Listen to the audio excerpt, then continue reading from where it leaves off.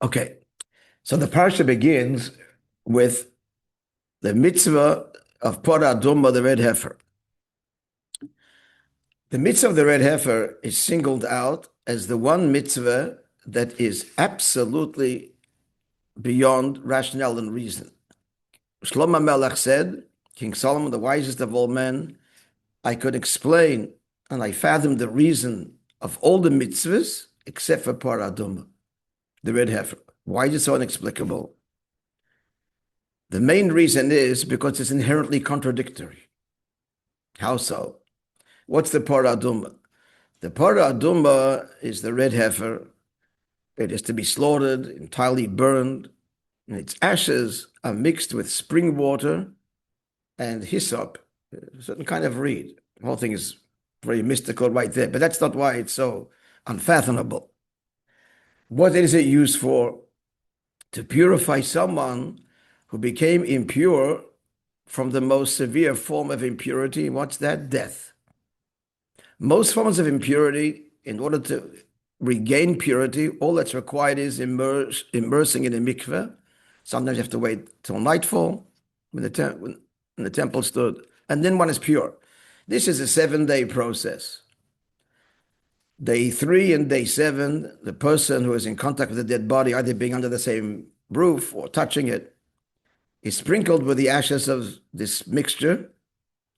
And then on the 8th day, they immerse in a mikveh, then they're pure.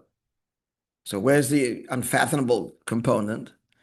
So here you have this potion, this water, this spring water with the ashes mixed in and the hyssop. They sprinkled it with the hyssop, with a few drops. So it's such a pure, powerful, purifying agency that it's the only means by which the greatest impurity can be cleansed. And yet, the halacha is that the Kohanim engaged in producing it, the one who burnt it, becomes impure in the process. And he requires to immerse in the mikveh. How is something, you're engaged in making something which is the purest, most powerful, purifying agency, and you become impure while you're making it? In the words of our sages, it purifies the impure and it contaminates the pure. So right there is this inherent contradiction. So here's the question. The Torah introduces it with Zois Chukas HaTorah. This is the law of the Torah, as opposed to this is the law of the red heifer, which you'd expect it to say. Why are we invoking this is the law of the Torah? We're talking about one of the commandments. It's the law of the red heifer. So one of the simple meaning, implication is, of all the commandments, this one expresses the whole essence of the Torah. This law. The question is, this law is symbolic and embraces the laws of all the Torah. On the contrary, it's the exception. It's the one that doesn't fit into all of the other laws, which King Solomon explained and understood. And this one he couldn't. So why is this? Zos Chukas HaTorah. This is the law of Judaism, the law of Torah. It's the exception. So the answer, my friends, is as follows.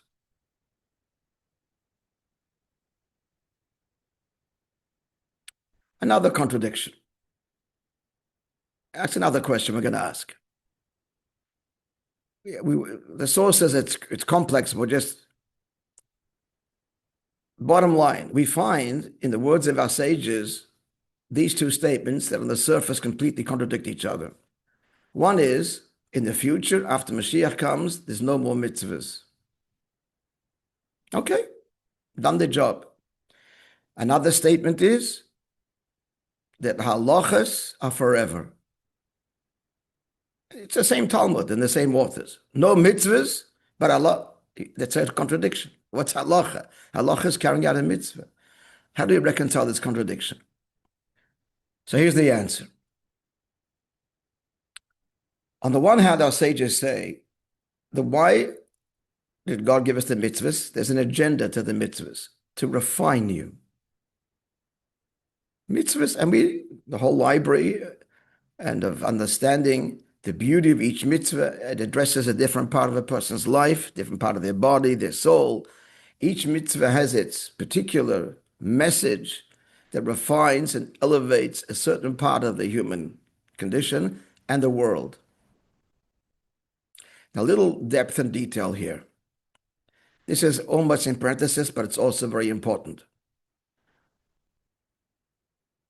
One of the big stumbling blocks that people have with Judaism that leads to a very great error is this. There's arguments in Judaism, in Torah. The Talmud's full of arguments. The classic combatants are the school of Shammai and the school of Hillel. Permissible, forbidden, guilty, innocent. Now, if there are opinions in Torah, so why aren't I entitled to my opinion? So I have my opinion. And it's a big stumbling block, because how can you talk about the Torah being true and divine if there are arguments in the Torah? There are different opinions, different interpretations. So again, if the sages can interpret, so why can't I? Why can't it evolve or change? So the explanation, friends, is that there are no arguments in the Talmud. But I just said, Shammai and Hillel, they argue. It means this. The arguments are not like this. Head on. You say this, you say that. The arguments are like this. To explain. Using Shammai and Hillel as the example, because they're the classic protagonists, the classic disputants in the Talmud. It all began with Shammai and Hillel, the different opinions. As you know, Hillel, in general, is more lenient. Shammai is stricter. So what the argument is this: in embracing the world, in elevating the world. So what's the whole purpose? The whole purpose is to make this world a home for God, right? Now, when you build a home, friends, there's basically two stages. The first stage is you put the bricks and you build the foundation and the bricks and the plumbing, etc. That is a very critical part of the building of your home, but it's not nuanced. The pipes don't have to be polished to a shine. The brick, it's put down there, and the details, the nuance, the finesse, it's completely irrelevant when you're dealing with the construction level at the very basic level. Then once the house is built and you start to decorate, then detail and a speck of dust becomes, and not clean, becomes critical when you start to live in it, and it becomes your habitat. Which was acceptable, in other words, at the foundation, at the construction level. No one even notices, and it's not relevant at all. Put the brick down, and the workers are standing there with whether they're overalls and full of cement. But then when you're decorating, that's not. So here too. Hillel, which is the more lenient view, says we're not concerned with the niceties, and if it's not perfect, and because we're dealing now stage one that's why the laws like Hillel. Stage one in elevating the world is to get the basic mitzvahs in and embrace more people and bring it down. And when it comes to the building at the grassroots level, everybody can contribute to that. It's all embracing. You don't need professors and geniuses and the elites. This is work everybody can and should contribute to. Therefore, the laws like Hillel. When Mashiach will come, the laws like Shammai. Why? Because now that the building is there, now it's the new ones, and we're all elevated to Shammai's level, where things which were tolerable or even irrelevant now become relevant, and every detail and every corner and every color and so on. It's a very, very finesse work as you're decorating. It's also details, which picture and how, and the wife is the one. Thousands and thousands of details in the decoration which don't exist in the world of the basic infrastructure. So there's no argument. There's no argument. They're both valid, but each one has its time and place. Therefore, the law is like Hillel now, and then the law will be like Shammai as we relate to God in a much more nuanced an elevated way in the Messianic era. So far, what are we describing? We're describing that mitzvahs have an agenda. They have an agenda. The agenda is make this world, refine yourself externally, and then internally. Another way to rephrase this is, we're all familiar, there's the Beinoni and there's the Tzaddik. The Beinoni is not refined internally. He's only externally, behavioral. That's Hillel. Shammai's, in the stories, if you read their stories, Shammai's critical of motive, and Shammai's looking at not just the bottom line behavior, because Shammai is internal transformation. Hence, appropriately, till Mashiach comes, it's all about action, behavior. Once that's in place, Shammai now, love of God, awe of God, feeling, understanding, etc. It's a higher level of service. It's reflected in their names and their lives, these two modes, Beinoni, Tzaddik, behavioral, internal. In summary, Hillel is behavioral refinement, external, basic, and Shammai is internal refinement. We're clear?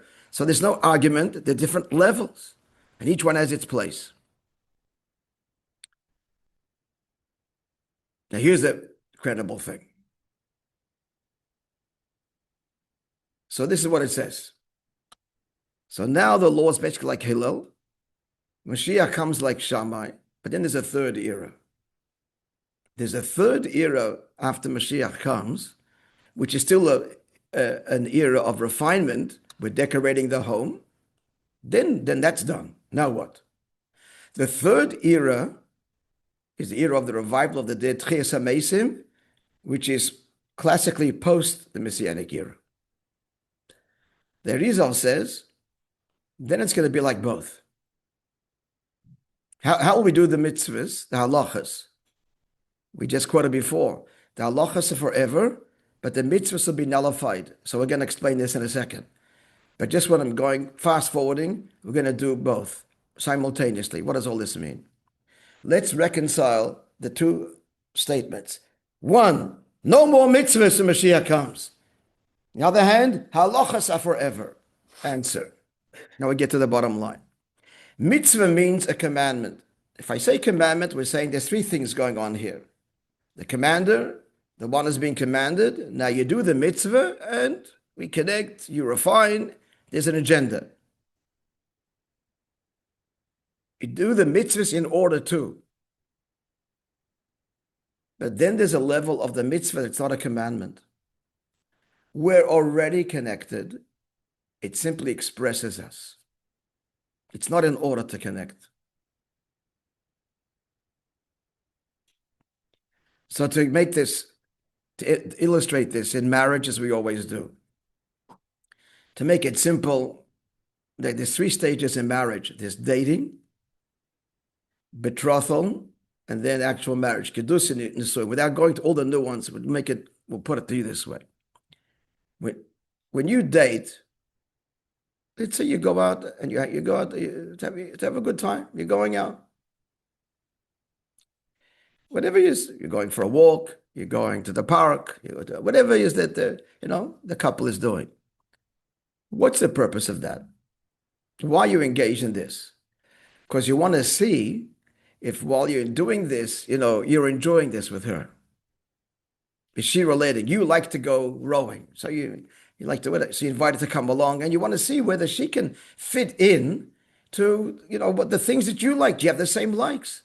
There's a commonality. It's a test. You're testing to see, and hopefully, if it's the right one, this experience, that experience, you enjoy to come back from the date. We had a good time. And the purpose of the good time is to develop a connection, which in the end will hopefully lead to standing under the chuppah.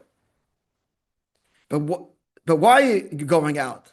In order to establish the connection.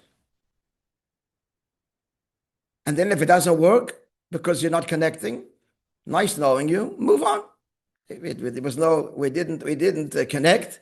You didn't enjoy what I'm enjoying. You have different interests. So we're not meant for each other. Okay. So you pursue all of these engagements together in order to see if there's a bond and then to develop it. After marriage, you also go out. It's radically different, doing the same thing, radically different. You're not going out in order to connect. It's we are one connected. Now we go out and share our connection. It starts the other way. Because we're one, so we are one already. It's been established. You're married. So you're doing this in order to. There's no in order to. That's what couples do. Couples that are one engage in this and engage in that. It flows from who you are. Not these things will determine whether you are to be connected or not. Be clear? Now, this is the difference. This resolves. Mitzvahs, no more. Do it in order to connect. We're connected. So why mitzvahs? We are connected. This is how we express it. They will flow naturally. They're just a natural expression of who we are. And that's forever. So the halacha component is forever. The agenda dimension is over. But the expression, the natural expression, that's who we are, remains forever. Having said all of this, let's unpack this even deeper. The paradox of marriage. What's the big shift that happens? Before you were married, again, why are you settling on this girl? You don't approach dating with faith. Someone sets you up, you're going to marry them. You know how to do that, halachically. No matter how set up, even in the most arranged marriages, halacha says you have to see her before. You cannot be under the chuppah, she's veiled, putting her in. Hello! Who are you? You know that's against halacha. No matter how much you trust your parents and the matchmaker, you have to want. There's got to be some element of desire. You go out because, just to elaborate, I mean, in the very Haredi world, it's pretty much contrived. When they go out, often the parents in the room or the next room, and they sit in it. I mean, how much do you really? But the truth is, that's the best way. It's the best way. Is this chemistry or not? Are you attracted or not? And it takes 1 second. Because everything else about the girl, her background, the interest, they did the research, you know already. What does she like to do? She likes to cook, and so whatever she does, fishing. You all found out. You know this anyway. It's just one question. Is there a connection? It's a yes or no. It doesn't take long. But you got to have that. It's really the truth.